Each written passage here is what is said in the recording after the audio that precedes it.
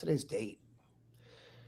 Good morning, Bucknutters. It is Tuesday, February 24th, 2026. I am Dan Rubin. This is the Bucknuts Morning 5 and Change, joined, as always, on Tuesdays by Garrick, Hodge, and Mark Porter. Once again, first 10 minutes of the show on C-SPAN. You got to pay for that, but that is good stuff if you can get to it. That is some off-the-record stuff. All right, we're going to start out with some good news. Dave and I opened yesterday's show with some flag waving from an incredible hockey final. Shocker, we're switching back to football today. We don't think hockey is a long-term play for the site. What we do think is a long-term play for the site is the return of Matt Patricia. Yes, we all had assumed by this point that he was coming back.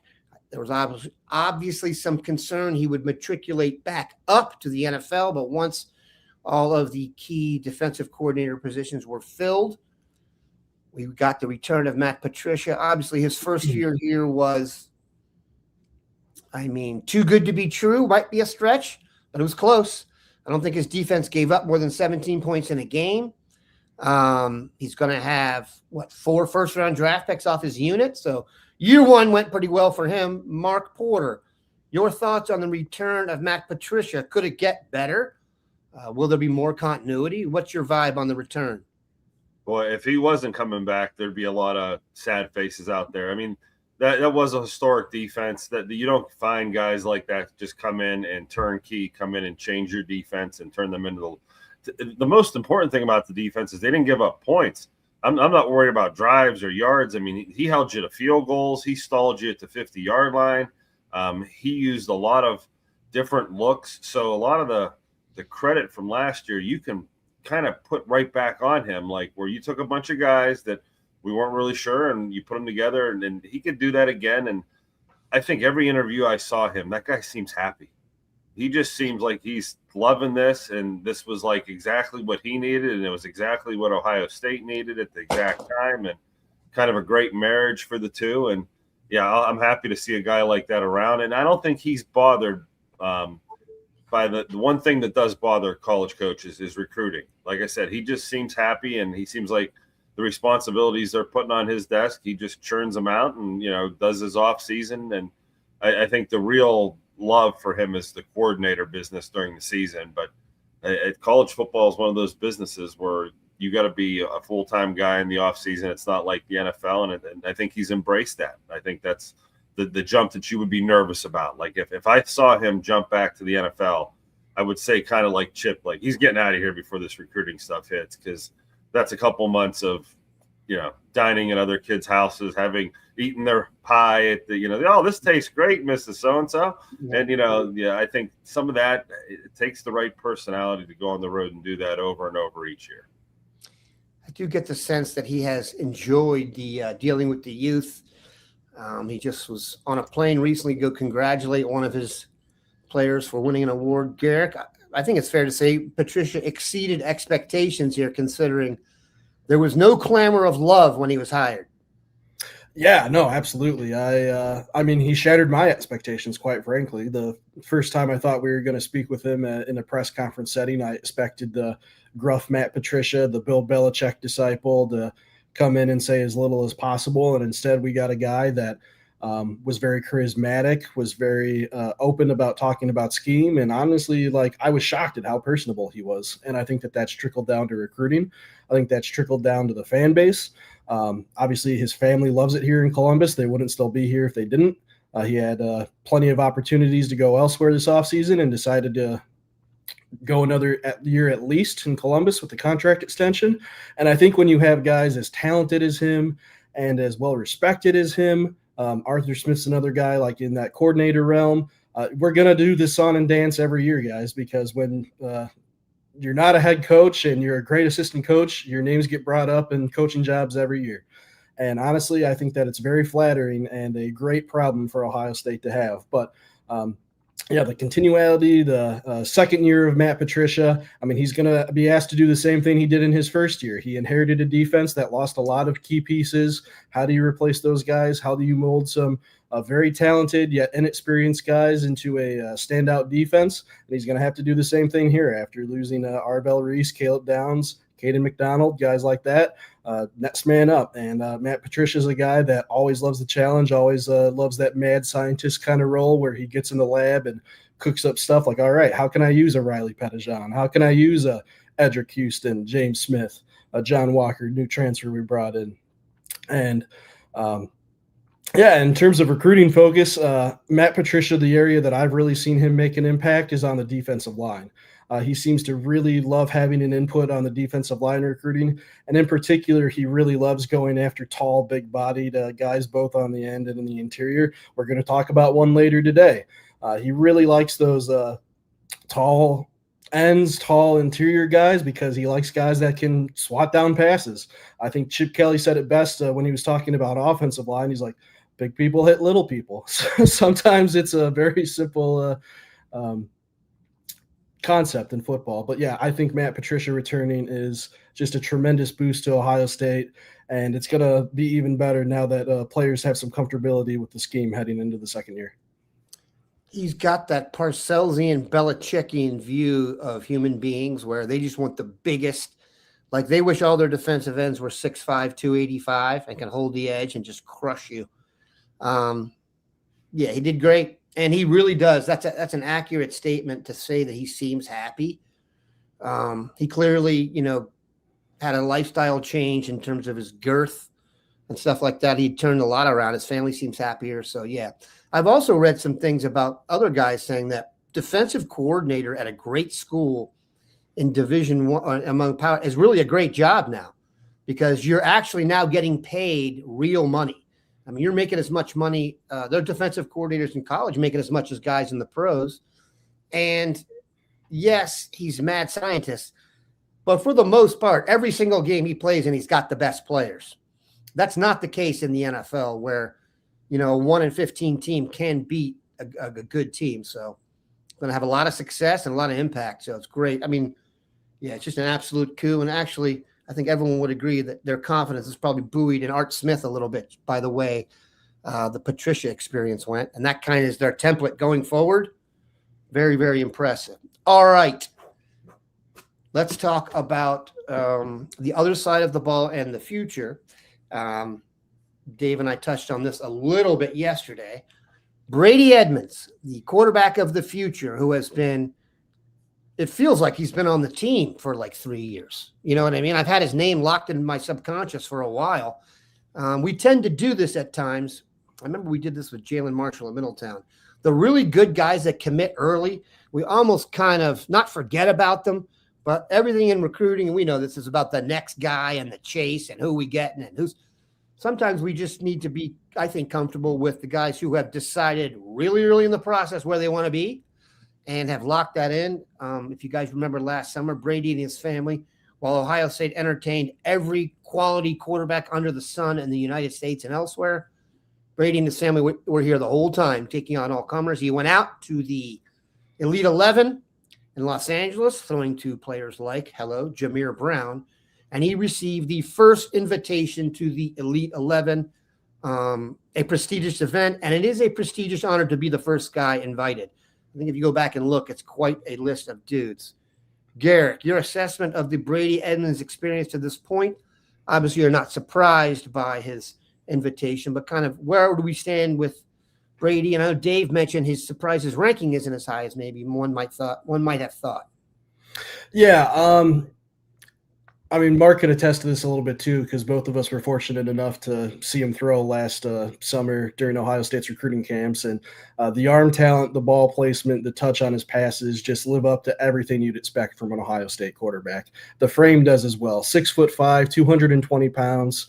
And honestly, the most impressive thing about the young man, as talented as he is and as intelligent as he is, surveying the field, being a field general, I think he's one of the most charismatic leaders I've seen of the class since I've been covering Ohio State recruiting for 6 years or so.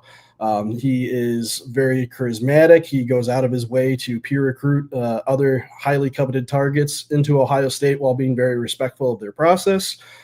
Just the way you talk about him, you're like, man, Ohio State is getting a future captain and a future leader right here.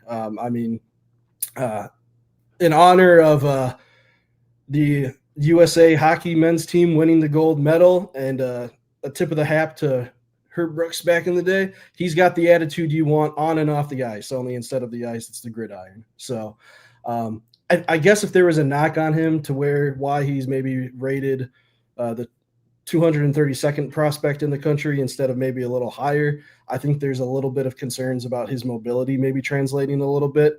I think that's a little unfounded. I think he certainly has a ability to get a little bit better there, but he still did rush for 4 touchdowns and 150 yards in high school. So it's not like he's a statue back there and can't move at all, but it's certainly an area that he can get better on with his footwork and the pocket, things of that nature. And hey, we have a rankings update coming out next week. So we'll see if he moved up or moved down. So an Elite 11 finals invitation probably can help spur that in the right direction, right? But one would think that would rise you up the rankings. Mark, we did a commitment evaluation for Brady. I think I'd have to look. It feels like over a year ago. Yep. He might, at that point in time, I think he might have the strongest arm of anyone we've gotten into this spot in terms of just a hose.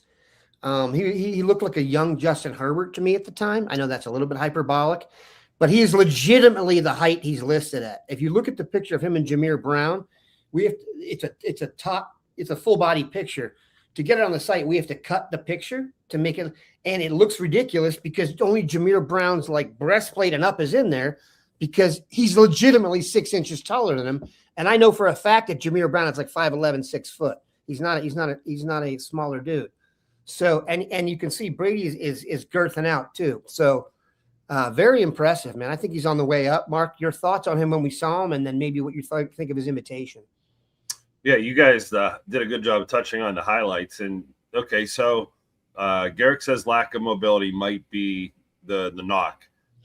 What we didn't really say is there's quarterbacks that have good arms out there. Julian Sayin has a good arm, great arm. He can fire it in there.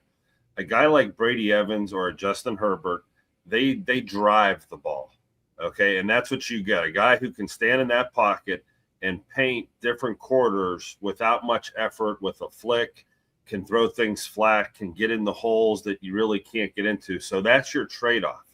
To find a quarterback that big that runs real well, there's one of them. He's named Josh Allen. The NFL's trying to find a couple more guys like that, and it's really hard to find that combination that big. It just doesn't work. But you see Justin Herbert's, and let's take a guy like Jameis Winston, who's a statue, but I mean, actually not. He runs around pretty good, but in NFL terms, he would be a statue back there. Nothing the matter with that. That type of guy wins a lot of games because of arm power, and that's what we see with Brady Edmonds. You stand there, and the ball comes out hotter. It comes out down the middle where he's going to stand there and rocket ball you to death. Now, as a coach, your philosophy is how much mobility do we need? We see Julian Sayin taking criticism like, hey, we want you to run more. We'll see if Brady does that. There were clips on his film where he ran, and by no means is he a bad athlete. I mean, anytime you say, oh, he's a drop back guy, it's like, oh, he's Eli Manning with, rocks in his shoes or something. No, these guys can all move around. But I think when you say athlete now, we're talking about Lamar Jackson. We're talking about Jalen Hurts. We're talking about guys that are like these freakish 4.2, 4.3, 40 athletes. And yeah, that mold is out there too on another end, but this isn't that mold. So Braxton Miller's, Cardell Jones and Braxton Miller were two different contrasts, the howitzer versus the guy that could run around and throw it. So what you're getting here is the driving of the ball. As a scout, I love guys that can drive a ball. The slower you are, the better you be able to drive it. And I think that's the trade-off. I'd like to make a request to the chat. Don't put political stuff in there. This is a sports show. All right. I lost my train of thought there for a second. But yeah, first of all, he's so big that he just falls forward in the QB sneak. It's good. He's big. He's good. I bet he plays at Ohio State at about 6'5", 230. Yeah. And that's conservative on the weight. Think Big Ben, the Ben Roethlisberger. Yep. Yeah, I mean, but think that type of presence where Pittsburgh didn't know what they had about Big Ben until he wasn't there anymore, and now they're doing anything they can to even late stage Big Ben, who couldn't move, he was peppering people with that ball. There's stories about Big Ben out there for anyone who went to Miami of Ohio. There's a few that you want to tell that aren't suitable for this show. Compare him. Let's compare him. Height, weight, speed. He's kind of the same size as Tavian St. Clair. I know Tavian might be a tad shorter. Garrick, I don't know how you feel about that. I think he does have a stronger arm than Tavian, but he's not the athlete that Tavian is. So it is interesting that we're going to be going from a quarterback who is Drew Brees size to back-to-back, it looks like Justin Herbert size, if I'm just kind of generalizing. So that'll be interesting. Will Howard had some success here at his size. You guys remember that. All right. Let's talk about other topics important in recruiting. Ohio State, maybe there were some people who thought the title wide receiver U would have matriculated down to South Florida. I don't think that's going to happen. I'm not saying Ohio State will be able – look, what Brian Hartline did over the last 5 or 6 years is the stuff of legends, and you're going to keep hearing about it because those guys did not leave to become construction workers. They're all in the NFL, and if you turn on the NFL Sunday Ticket, you pretty much can watch them play all day long and just dominate for every team they're on. Now, that brings us to the current crop. We all know that they were able to secure Chris Henry Jr. in the class.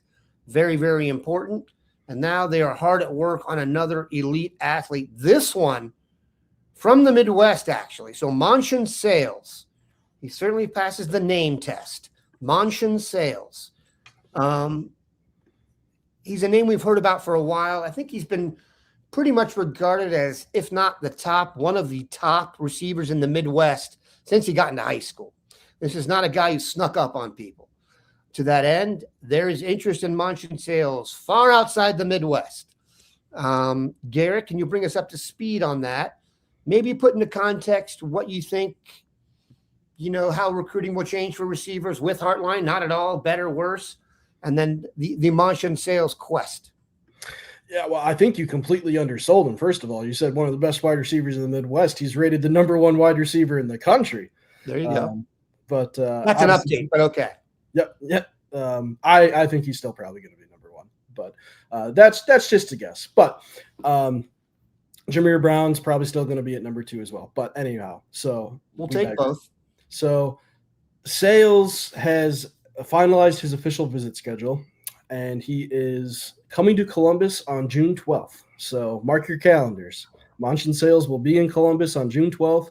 And there's another interesting wide receiver that's taking an official visit that same weekend, Eric McFarland, the speedster out of Florida, who you might compare to a poor man's Tyreek Hill, like Ryan Day compared Legend Bay to a poor man's Tyreek Hill a couple weeks ago. But so you're having 2 5-star wide receivers on one official visit weekend. But in terms of Sales, yeah, look, this is a pure outside wide receiver. He's 6'5", 195 pounds. I always think it's kind of interesting when we take questions from fans, whether it's, okay, well, do you want Sales or do you want a guy like McFarland who's like 5'8", but he is just a burner and outruns everybody, and he could be a Malachi Tony, and you get the ball in his hands and it could be an 80-yard touchdown. And I've well, the good thing about that argument is that you already have a guy in Jameer Brown with the flexibility that he could play in the slot. He could play on the outside if you need him to. I think he's capable of playing either position. And if they do end up going for somebody like McFarland that puts Jameer Brown on the outside, and you're like, well, can he play as well there as he might in the slot? That's a case where both of these guys are so insanely talented that you take both and you figure out the rest later. But Sales is coveted by a lot of very, very impressive programs right now. And Dan, it's still crazy to me that we are including Indiana as a very, very impressive program in the current state of college football. But his hometown school is charging very hard at him. I think they're having a lot of momentum, but I still think the team to beat in this recruitment is Alabama. I'm not discounting Ohio State for Sales by any stretch of the imagination. I think they have at least a puncher's chance. And to tie it back into kind of where things are with the modern day recruiting Ohio State post Brian Hartline, both McFarland and Sales visited Ohio State in January when Cortez Hankton was hired as wide receivers coach, and they visited together. So they clearly have a fun and cordial relationship, and Jameer Brown was there as well. Now, obviously, Probably not all three are going to play together. That would be an insane haul if you could get all three and they would take them. Salary cap issue, yeah, for sure. They can be friends all they want, but there's not enough to go around for all three, you would think. But I think it's a great problem to have. I think that Sales is one of the most athletic freaks in the entire 2027 recruiting class. I think anyone that gets him is going to be very happy with what they get. But anyway, I would handicap it at Alabama right now as the favorite, and then I'd probably put Indiana right around number 2 and Ohio State just very, very closely behind them. But obviously this can all change on the drop of a hat when official visits start and things get pretty serious. Alabama is not going to be my main concern because that place is kind of volatile. That staff could get run after this year. Indiana is going to be interesting. This is where it's going to get really interesting to me because let's be honest, before about whatever a couple months ago, Monch and Sales would never have considered Indiana. So are they really going to go there?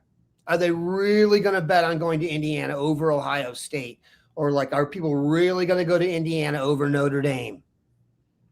Are they really going to do that? That I kind of have to see still. And I get, if this was just on winning and love and Old Town High, I think they'd be screwed. It's not. They have checks now that back up your love. So they could pull it off.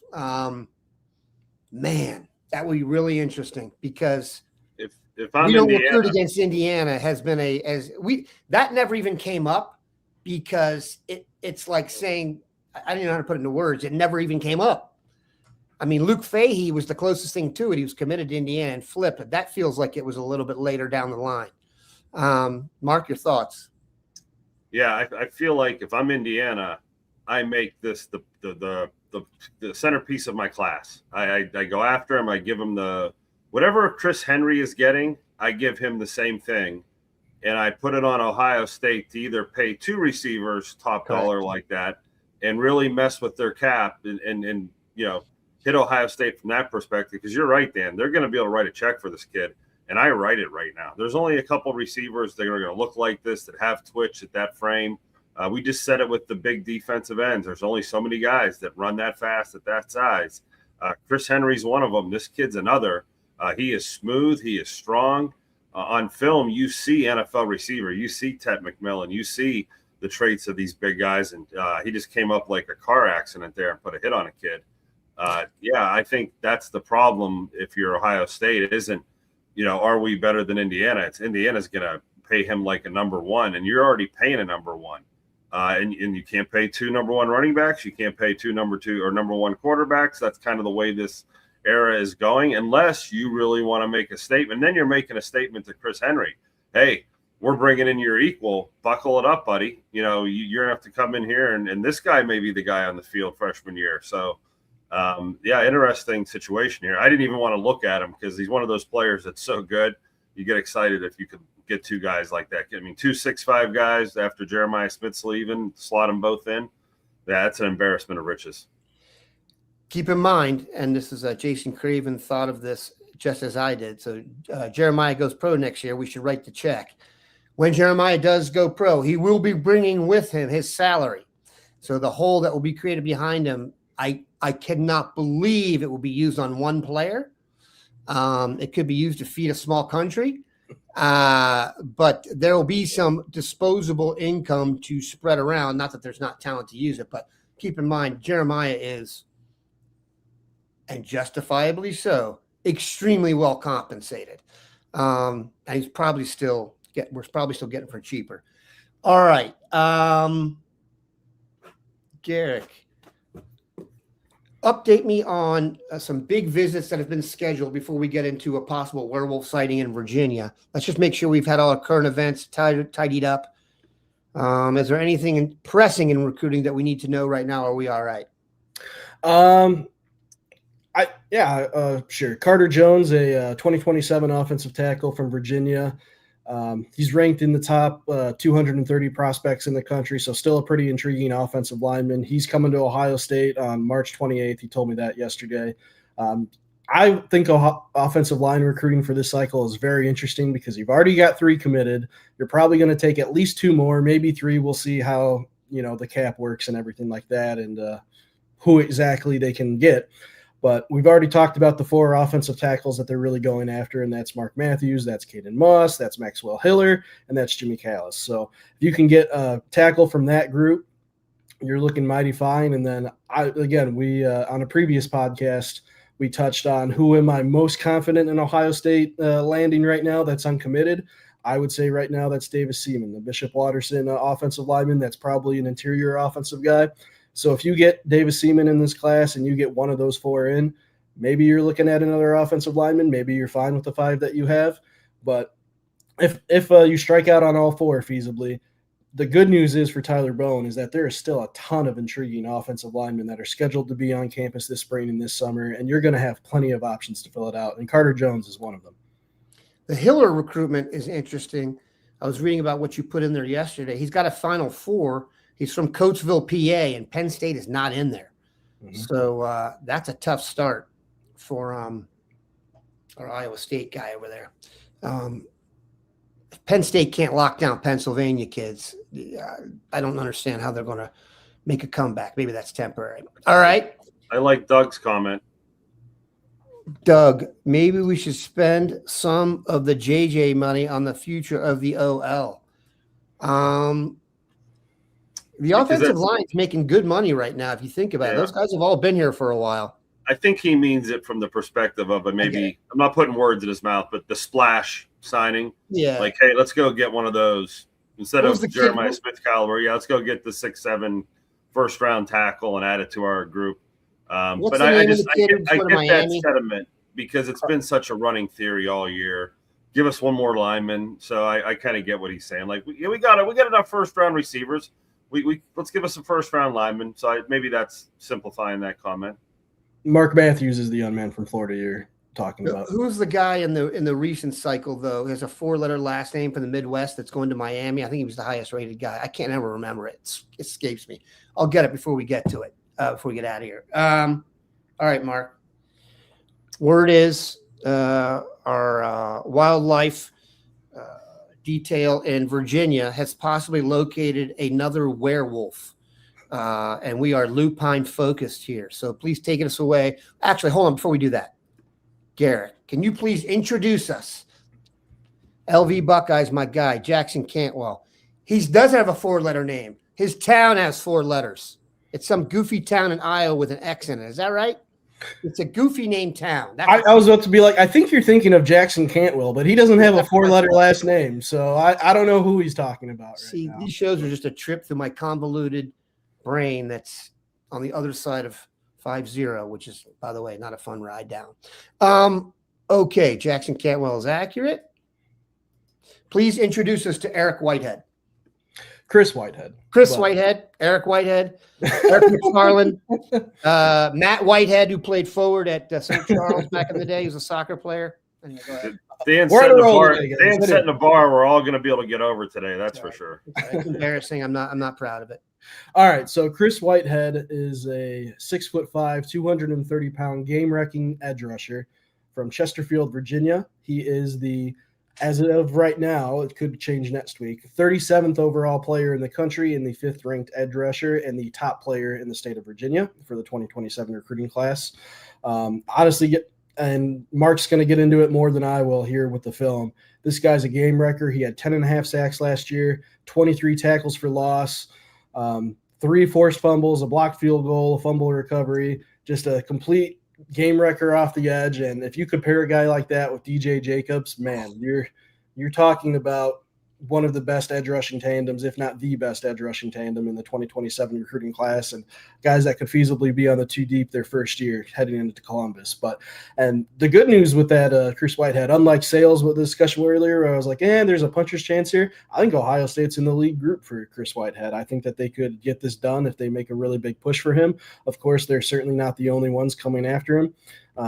Every blue blood you can think of is after this young man, but I'm going to let Mark take it away, but if Ohio State can land Chris Whitehead, get excited for him, and we'll keep an eye on if he schedules a spring visit, an official visit, and Yeah, we've talked about their options at offensive line, and they have a lot of options at defensive line too. And Larry Johnson and Matt Patricia are going big game hunting in terms of defensive line recruiting, and Chris Whitehead would be one of them. If you were to get Whitehead and Jacobs in the same class, that's tantamount. They'd be in the same class, correct? That's tantamount to getting Tuamalo and Sawyer in the same class. Now, how that matriculated or developed ended with a championship. But in terms of just recruiting, those guys were pretty much considered the two top defensive ends in the country. To get two of those guys in the same class would just be spectacular. All right. The great thing is we have Werewolf film. Mark, take it away.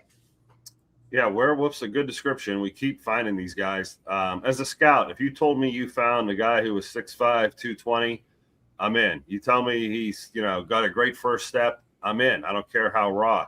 You tell me he's got that and he's got a motor and he's got more upside. Hello. Yeah, you start to check a lot more boxes. This kid is just getting started. He's going to get into college and add more weight, get bigger, stronger, faster. He's a raw, piece of clay that I would love to mold if I was a defensive edge coach. When you build an edge player, you need someone that could pound down on a 300-pound offensive tackle, but you also need someone that can get out to the flat and run with speed. He has that rare combination. I just keep taking it, tight end or defensive end, this body style. That's nice when you can intercept it and take it in the end zone. He gets off the ball. He dips right there. He bends. There are so many things to like about his athletic ability. The body language of hustle and meanness and toughness is in there. And I don't know how much Dan's going to show this, but over and over, you get to see a player that, get excited about this. You just put him on one side. I put in my write-up, he does have the Arvell Reese or Sonny Styles body, but he's not the same stand-up linebacker that they would be and be able to stand up and run around. He's truly probably more of your edge type of guy. But the more I watched him and the more I watched his tape, and it made sense when Garrick said it, the tackles behind the line and the sacks didn't end. Like, I felt like I stopped the film at 2 minutes, and I'm like, I still got more sacks and more plays here that, are very impressive. So I think this is one of those guys that if we're in the lead for, boy, that's the type of recruiting class that solidifies your defensive line in a hurry.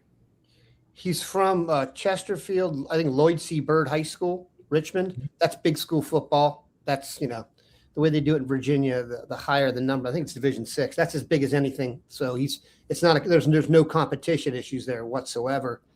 Man, that guy is impressive. Here's this. Buck Rational is really going maybe off the deep end here, but he wants to go to the ultimate, which is bear got loose at a campsite. That is the number one compliment you can give to anybody. What does it mean? We really don't know, but think about it. Would you want a football player who a bear got loose at a campsite? It's like that. The only other line I like better than that was a basketball coach from West Virginia who didn't like didn't like point guards that turn it over, and he would tell me that guy will turn it over faster than you can pour piss out of a boot. And then why was there piss in the boot in the first place, kind of thing. So it's just weird. But Red Jenkins, great coach back in the day in Virginia. All right. I think we've almost reached the end of the show. Nixa, Missouri, by the way. I told you it was 4 letters that had X in it. That's about all I could give you. Not really that impressive.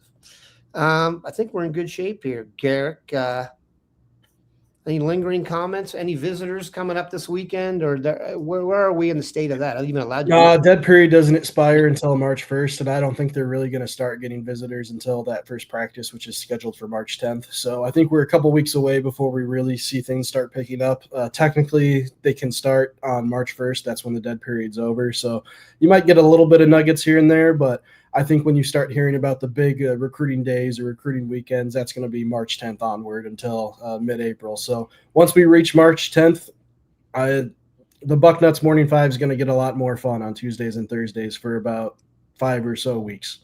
It'll be hot stuff. And keep in mind, people, the NFL Combine is taking place. It's actually started already, but the stuff that we can watch and enjoy won't be broadcast till Thursday. Keep in mind, you've got a bunch of dudes there. We talked about this being wide receiver U. We're also going to be, in terms of first-round draft picks, we're going to have 2 first-round linebackers, unless Mark has anything to do with it. We're going to have defensive end. Oh, what do we got there? No, we got defensive tackle going in the first round, a safety, and a quarter, and a safety, wide receiver, and then second round. We were talking about this. I saw someone yesterday put Davis and Igbinosin in the second round. The guy next to him then did the film, put him in the fourth round. It was like, he's too grabby. And I said, ugh, I know the grabby. So then you got Max Clare who will be there and a bunch of other dudes. The question is, I want to know if our guys are going to run. Ohio State guys a lot of times don't run the 40 in Indianapolis. They'll run it at Ohio State. And when someone told me they run at Ohio State because they run the 38. I could be wrong, but I think they said Arbel Reese is going to run the 40. Oh, that's going to be awesome. That's great. So has anybody's time at Ohio State ever been higher than what would have been at the combine? I don't think any school's like that, though. I don't think any school workout has ever had a time higher than the combine time. So, why is that? You know, and I'm not. And Ohio State is legit as legit. I don't want to cast dispersions.